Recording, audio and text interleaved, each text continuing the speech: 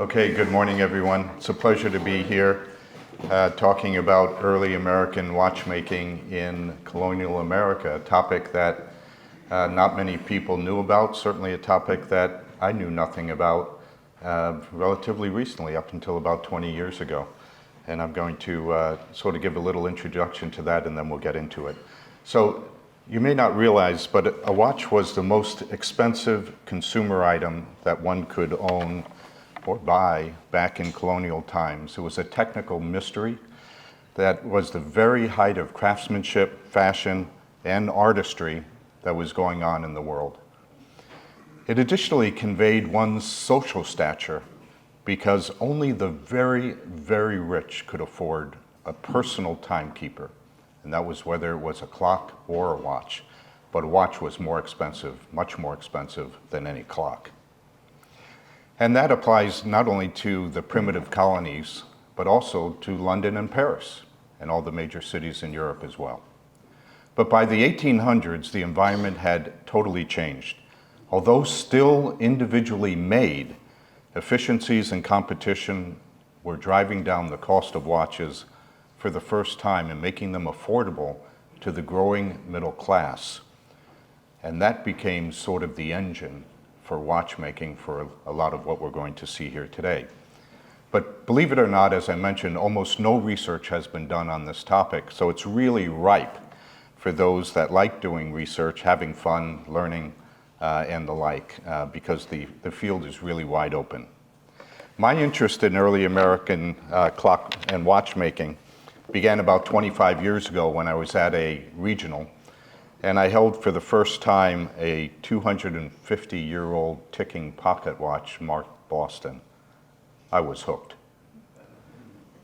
Very few makers in colonial America had the contacts or financial resources to import their own line of watches with their name engraved upon it. And this was one of them. And when I bought that watch and began researching early American watchmaking, I was really surprised and disappointed to discover that almost no research had been done, especially around the transatlantic trade that really supported this, mostly through the port of Liverpool, but also London.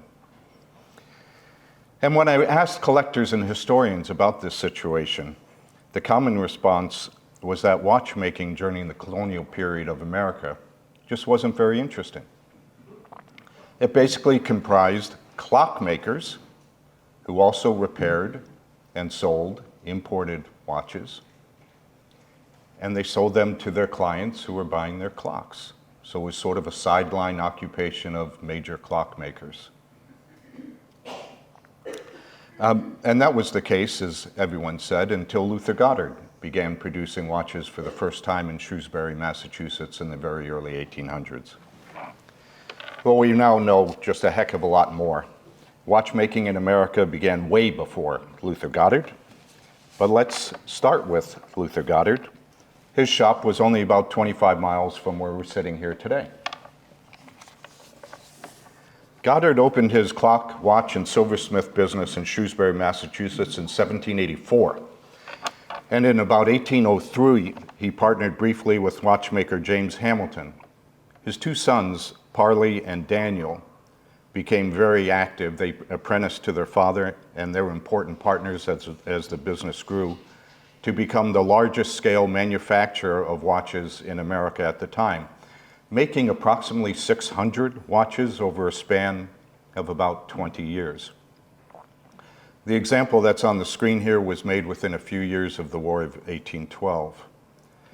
It's often been said that the 1807 Jefferson embargo that restricted imports combined with the upcoming War of 1812 that ushered in a big wave of patriotism to buy locally made goods made Goddard's operation successful. Complete nonsense.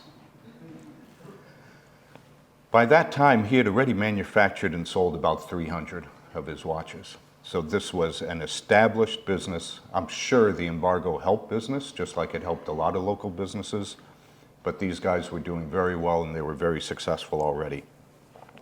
Goddard cases are either unmarked or some of them have an eagle stamp And it's possible that his son Daniel Goddard made them. He was a listed silversmith, but we really don't know. The case for this movement is unmarked. But here's a photo of a different Goddard case that shows these distinctive eagle stamp markings. The multiple strikes on this example, something that's never seen on English watches. I think they're simply delightful. Consumers by now were very aware that hallmarks meant something important. Precious metal, gold or silver. So if one mark was good, maybe multiple marks were better. That's what we're seeing here. Well, about 60 miles away from Luther Goddard in Shrewsbury was Thomas Harland working in Norwich, Connecticut. He set up his operation about 25 years before Goddard. Now, the name Thomas Harland is well known to clock collectors because he made some of the best clocks in Connecticut, just terrific high quality. He was an amazing engraver. His dials on his clocks are just drop dead gorgeous. But he also trained other famous makers, both clockmakers and watchmakers, including Daniel Burnett, Nathaniel Shipman, Ezra Dodge, Jedediah Baldwin, just to name a few. Harland immigrated to America in 1773, and he advertised that he made both clocks and watches at his shop in Norwich, and he'd also cut and finish watch wheels and fusees for the trade. Only a few of his watches survived, maybe 3 or 4, but I think he must have made several hundred during his lifetime. We don't know. This one dates somewhere around the mid-1790s, and it's one of my favorite pieces because it shows what was being sold to the new emerging middle class in America who never dreamt that they would one day have enough money to own their own pocket watch. So just to demonstrate the different quality of watches being made and sold during the late 18th century, here's a close-up of just the balance cock on the Harland watch, which is on the left, next to a very high-quality imported watch from London with a ruby end stone on the right. And I'm sure you could see the quality of all of this filing, chasing, engraving, and the like, just gorgeous with this beautiful end stone. Compared to the Harland balance clock, which is very crude, might have even been cast, not quite sure. But obviously a very low finish watch, and a low finish watch meant inexpensive. So getting back to the Harland watch and its case, even its case, although a brilliant silver in appearance, is actually not silver. It's not quite nickel silver either. It's still a composition of copper, zinc, and nickel, similar to nickel silver, but a different mix. But the point is that it looked great, just like silver, even though it has no silver content in it. Therefore, it was inexpensive. In other words, affordable. It also has an abundance of case stamps. Perhaps even the buyer wanted these stamps, just like knockoff brands today that are being sold, the fashion of the day. So here we probably have the least expensive watch that Harland was selling in his shop, one of the quality and materials that ordinary middle-class Americans could afford in the 1790s. And what we're seeing on this stamp is a lot of faux sterling marks, but they're not sterling marks, as I said. And luckily, this case has initials on it, AN, for Norton, who was a silversmith that was working not far away. So this is an American-made case. In between Goddard and Harland's locations was his fine maker, John Cairns, and he was working in Providence, Rhode Island. Now, Providence had wealth, lots of wealth, and his clients could afford an imported London watch or one made by Cairns that was likely a bit cheaper to buy, or maybe came with longer guarantees than the watches that he also imported and sold. This example was made in about 1795.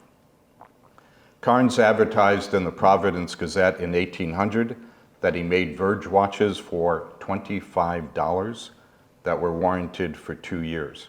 $25 was a lot of money. Maybe close half a year to a year's salary for an average person. Like Thomas Harland, Luther Goddard, and others, he made watches with similar movement designs as the makers did back in England. So these all have a verge and a fusee type of movement, which we'll see a little bit later. Throughout the century, English watchmakers were able to order watch kits, or eboches, in an unfinished state, and that required significant construction and hand finishing to complete, as I'm showing on this slide. So on the left here is a typical eboche movement that would come in one of these watch kits. Here's the side view. This is actually the fusee that is uncut. All the wheels would be there. They would not be finished. And here's what this type of watch would look like when it was actually completed and finished, with the fusee chain and all grooved out and the like. So watchmakers could also buy watches from London and other watchmaking centers like down in southwest Lancashire in a completed, ready-to-sell state with their name already engraved on the movement. European watchmakers and retailers conducted the business in exactly that way, and they'd been doing it for many, many generations, ever since the very early 1700s.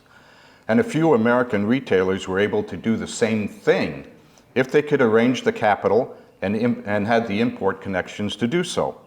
So to be clear, nearly every name that one sees on the back of an engraved watch movement from the 18th century, no matter where it was actually made, is not the name of the maker, not the name of the movement maker, it's the name of the retailer.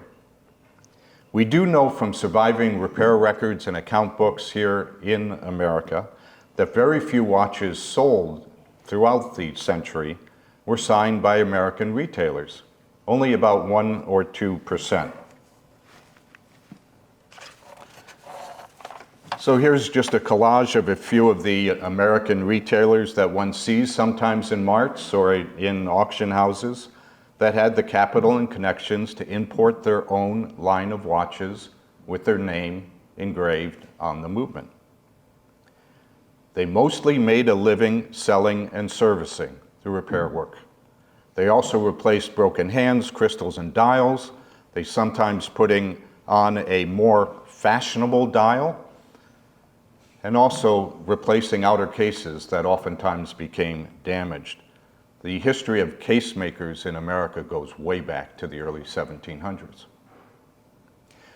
But doing this was really fairly common to upgrade the look and the fashion of the watch because, as I said, these were very expensive. They were handed down throughout the family, and one often finds that these watches were in use for literally 100, 125 years since they were made.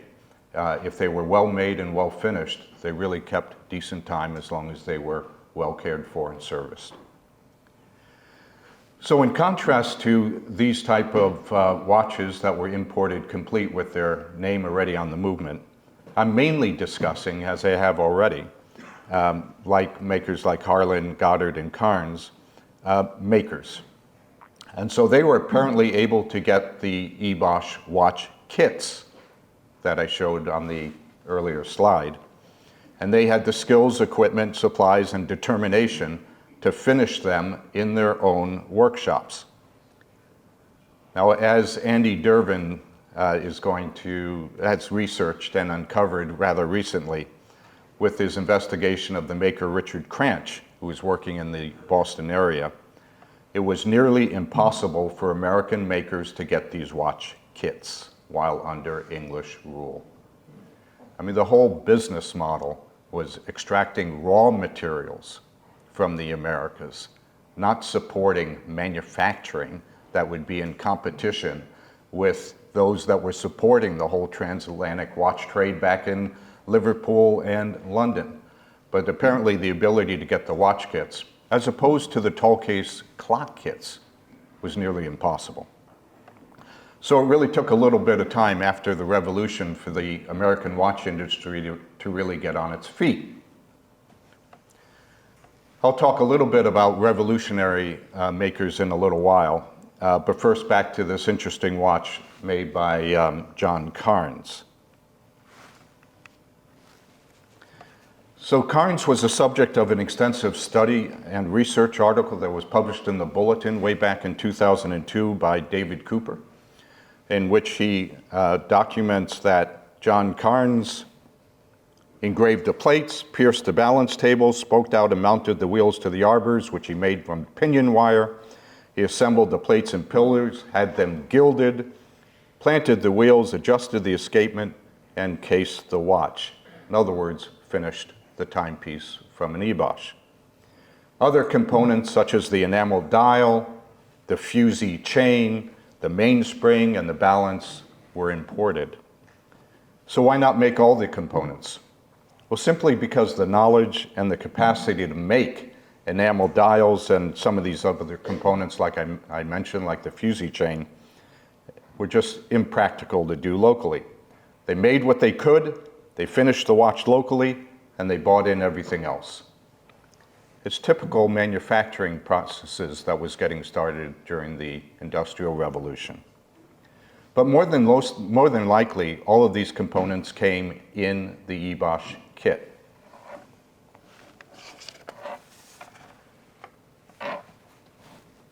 So this Cairns-made watch is one of 3 known to survive. 2 of them are on this screen. The one on the left is the one that we've been looking at. It's earlier, probably 1795. The one on the right is from likely later, 5 or so years later, probably around 1800. Both are signed by Cairns with similar layouts, rather naively engraved embellishments, simply made. It has a simply made balance cock as well, as you can see. But clearly, Cairns is creating a better finished watch, the one on the right, as he produced more output.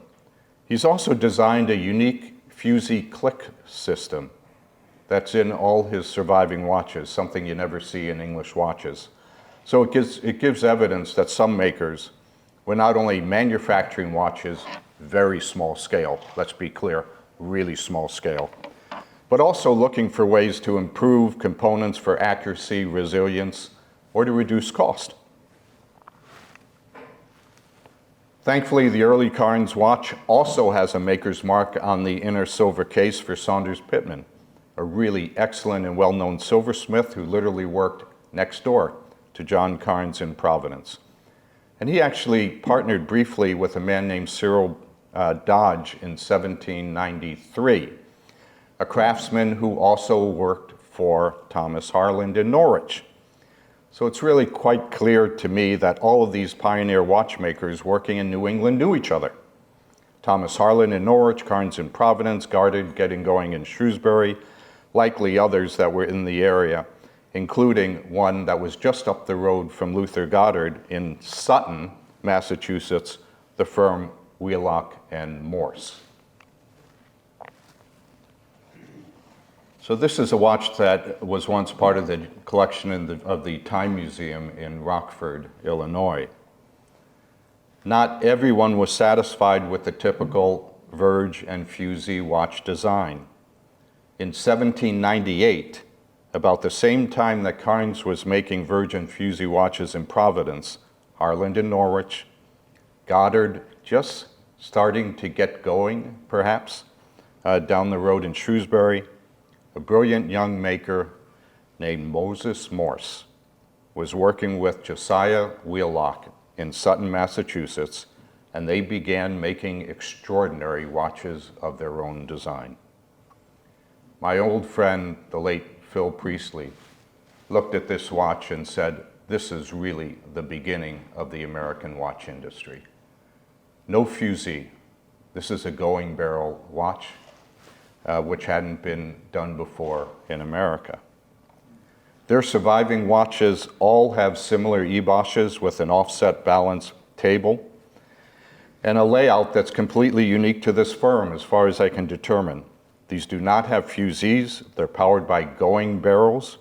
So like Swiss and French watches, they utilize the middle portion of the mainspring to achieve a relative constant force of power for the escapement, thus negating the need and the cost and the thickness that was required by having the fusee as part of the movement train. 3 surviving watches are known from this firm, and they all have very unusual escapements. Here are 2 of the watches. The one on the left has a Virgule escapement, and the one on the right that we also saw in the prior slide, the one in the Time Museum sale, has a de Broffret escapement. Notice the slight change in design with the barrel bridge and mainspring stop. So it's just clearly indicating that they're slowly improving their manufacturing ideas over time. Moses Morse goes off on his own in 1803 and relocates to Keene, New Hampshire, and that's the signature on that watch on the left, when that watch was made, right around 1803. And here's a close-up of the double-wheel de Broffret escapement. Pretty darn crude work. 100% American. Still functions to this day. These guys were one of the first to produce a uniquely American designed watch. However, the first one, as far as I can determine, was another man named Robert Leslie. So the name Robert Leslie is well documented. He's the principal partner in the firm Leslie and Price, who worked out of Philadelphia. Quite a few of their London imported watches, like the 4 shown on this slide, survive. There's probably 30 or 40 of these that are out there. You could still find them fairly regularly in marts every once in a while, and auction houses as well. Leslie was listed in all of the materials as being an Englishman who comes to Philadelphia. He can't get along with the local guild, who outs him for having all these wild inventions that they say don't work, and they send him back packing to London. But he's actually from Maryland. He made his way to Philadelphia in the late 1780s, and in 1793 he relocated to London to supervise the manufacture and shipping of watches and clocks to his Philadelphia shop that was run by his partner Isaac Price. All Leslie and Price signed watches were handled by Leslie in London, beginning in 1793. And their business model, with their principal in London, Robert Leslie, located in London, was a first. It really allowed them to have direct control around the quality, quantity, and features of both their watches and clocks that they would then import to their shop in Philadelphia for the first time for any firm in America. They were so successful that he opened a shop on Oxford Street in London, where he also retailed his clocks and watches, and then expanded to Baltimore.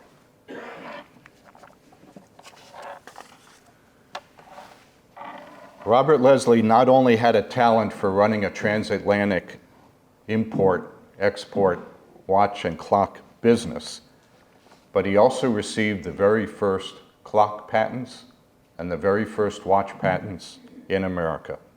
They were effective in 1787, and they're signed by George Washington.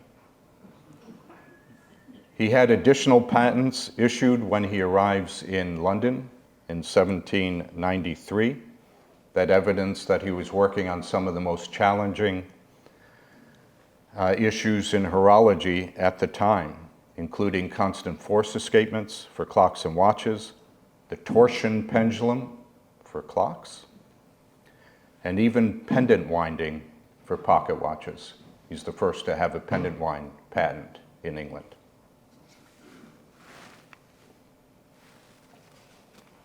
Robert Leslie called one of these inventions that he patented in 1793 the nautical watch. So far, 2 have been found. One is in a museum in Bournemouth, England, and it has Leslie's quote-unquote chronometer escapement, one that he patented in this same series of patents. Now, this is not a detent escapement, and it certainly wasn't intended to be used by expeditions or the Royal Navy or anything of the sort. Robert Leslie's target was merchant ships, merchant shipping. Those captains couldn't afford anything. They just used regular watches, they used dead reckoning. This was one step better. However, at the time, this is a pocket chronometer, at least as they used the terms during the day. And it's actually listed in Rupert Gould's famous chronometer book that he published in 1923. And Gould called it a free balance escapement. And after Leslie, a number of other makers tried the same concept. They all failed. They never proved to be particularly accurate or reliable, just like hundreds of other escapements that were designed to work at sea. This is the second nautical watch that's known. It's fit with a duplex escapement.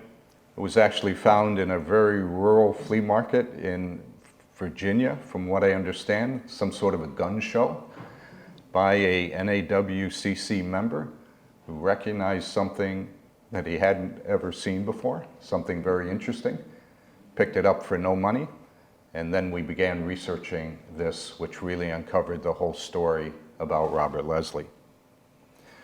This is fitted with a duplex escapement. Leslie offered his nautical watch with different escapements and different options and features. And what's also special about Leslie's nautical watch patent is that it's the first watch movement, not only designed by an American, but apparently it's also the first dual time zone patent, what's called a captain's watch today. And what's seen on literally hundreds of thousands of wristwatches that were made throughout the 20th century. Leslie had a keen sense of manufacturing efficiency and marketing. This movement was presumably manufactured as a salesman's sample to generate orders. So he would locate a movement like this in his shop in Philadelphia or in Baltimore or other watchmakers that were allied with him to generate orders. As you see, it's configured with 4 different hands. That's on purpose. The client could select whichever hand design they wanted. And this sample has both rear winding and front winding. So the client could see what it would look like if they wanted front winding, like was common on the continent, or rear winding, which was more popular in England. And then you would have it manufactured in London and shipped.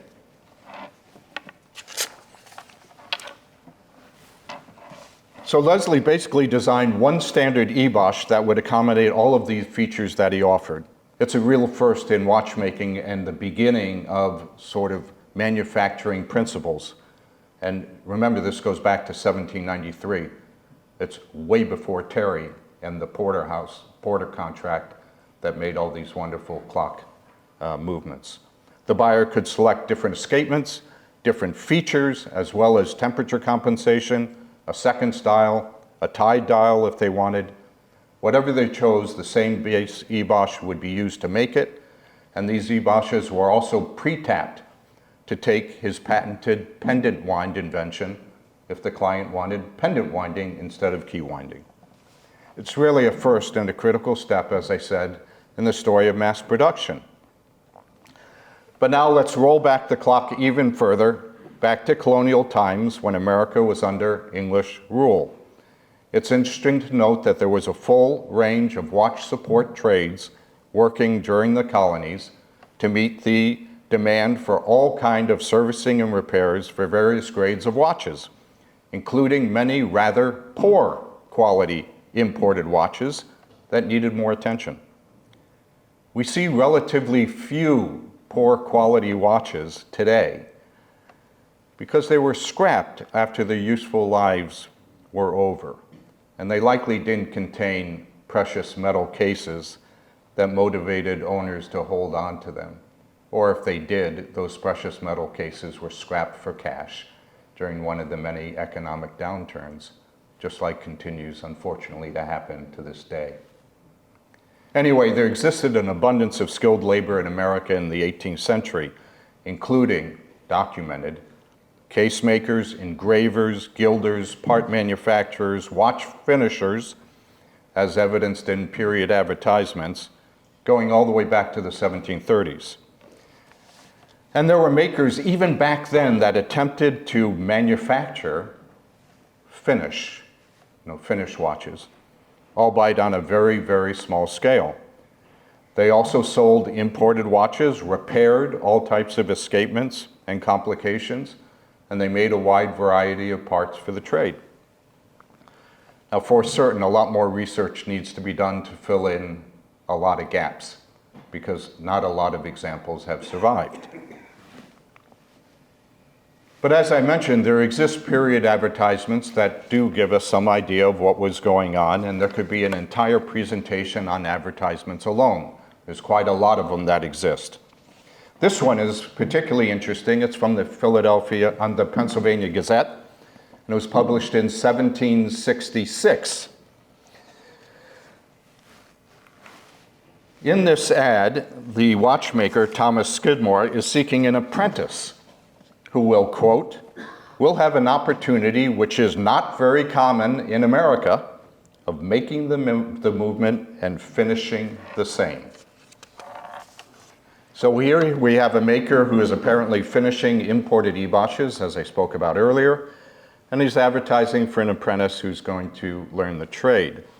The following year, the same maker advertises that he undertakes to make good, sound, and neat silver watches for 12 pounds currency, and he has 2 English-trained watchmakers working with him, very importantly inferring that his watches will be just as good as watches that are finished out of England, which had a reputation at the time for being the best of the best in the world, especially if it was signed London. But he's also happy to sell you an imported London watch that he also sells in his shop for nearly double the price. Yesterday we heard a little bit about the Bagnall family, which was really great. And here's a couple ads from the son, Benjamin Bagnall Jr., very insightful. This is an advertisement from 1750s that I just transcribed. And it states, imported in the last ships from London and to be sold by Benjamin Bagnall at his house in Front Street, Philadelphia at the time. A neat parcel of gold, pinchbeck, and silver watches. Watch chains, leather and silk strings, also West India rum, long whalebone, 3 and 4 pennyweight nails by the cash. And a year later, in 1751, he adds new silver watches, 8-day clocks, with cases or without, all imported. Twine suitable for sailmakers, net twine, long lines, cod lines, gunpowder, and tin ovens. So very competent makers, as we heard yesterday, are engaged in activities and maximizing the opportunity to earn a living by leveraging their retail location, trading contacts, reputation, especially access to capital. Many of them were silversmiths, goldsmiths, instrument makers, even metal workers called whitesmiths, pewter workers. The more skills, the better, and the better the chance of surviving, because let's never forget this was a business. Watchmakers and clockmakers went out of business all the time. It was a very tough business, and the risks were high, as we heard from some of the shipping accidents and things that take place in the import-export business. Now, the Bagnall name is one of the well-known and successful clockmaking families out of Boston. How much time do I have? Less time. 3 minutes? I'll run through it. And here I'm showing for you today is a Samuel Bagnall watch that he retailed in 1741. It's one of 3 watches that are known that exist before the first half of the century. Luckily, it is all intact. This came out of Ted Crom's collection, and once owned this watch and wrote about it in the 1990s. It has a very nice gilded brass finished movement, and it contains a wonderful watch paper. It says sold by Samuel Bagnall, watchmaker in Cornhill, Boston, New England, and it contains a dog, a laborer who's pulling a sled, perhaps of hides, a couple of colonists, and a tall case clock and a couple of sundials. This is the earliest watch paper in America that's known, dates to about 1740. So very quickly,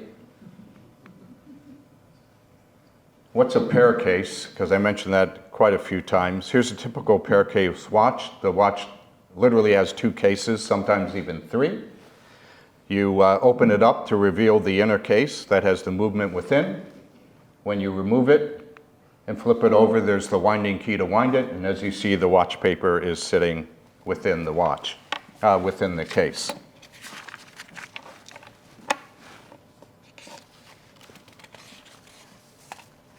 So this is the earliest colonial watch that's known. It was made by a man named John Wright, probably around 1710, 1715.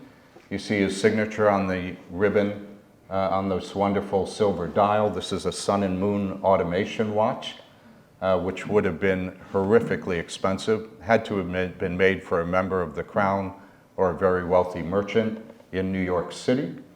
Wright came to New York in about 1711. He's one of the first.